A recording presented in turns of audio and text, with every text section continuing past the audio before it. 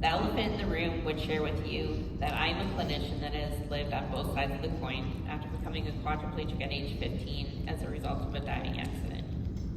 Based on what you've heard so far, you might be thinking she's a girl that's got herself together. I'll be first to admit that this has not always been the case.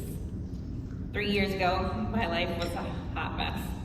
An early COVID-19 infection had led to 2 years of mysterious long-haul symptoms that seemed to be working their way through multiple bodily systems. I also lost my bragging rights to an over 20-year streak of never having a pressure wound.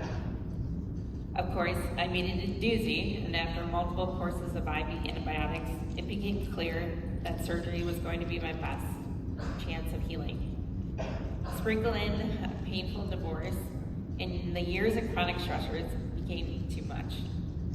When I went in for my final surgical consultation, I asked the doctor if this was the appropriate path or was pursuing palliative care on the table. He took a deep, hard breath and replied, "That sounds like a good question for your primary care doctor." That's funny. It was classic duck and cover.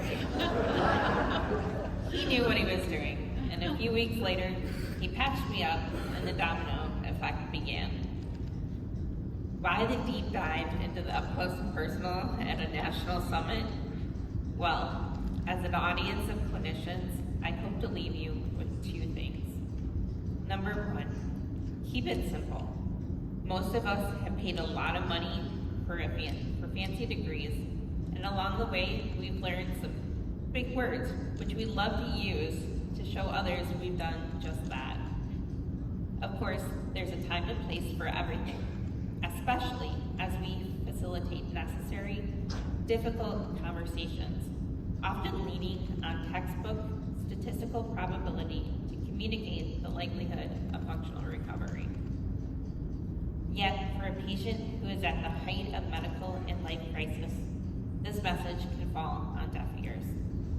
Sometimes, the best thing we can offer is to sit with a patient in the disappointment and grief and work together on simply identifying the next best thing. Number 2, never underestimate your role as a clinician.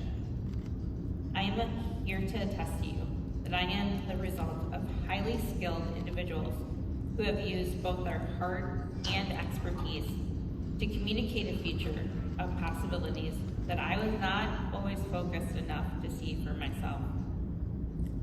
Through persistence and faith-led example, it has been clinicians who have become my teammates in what I once thought was a rigged game. Keep this in mind during your next encounter, that you have the opportunity to participate in a patient's transformation.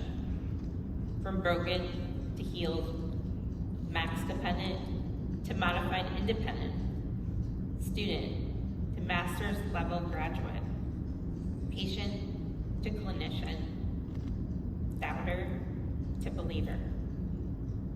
Again, my name is Kaitlyn. Thank you for your time this morning. Thank you to the Paralyzed Veterans of America for continuing to be national leaders in advocacy and support for the conditions that affect so many. And to my entire military force of supporters back home, I did it. We did it. I look forward to partnering together to continue serving and living a life on mission.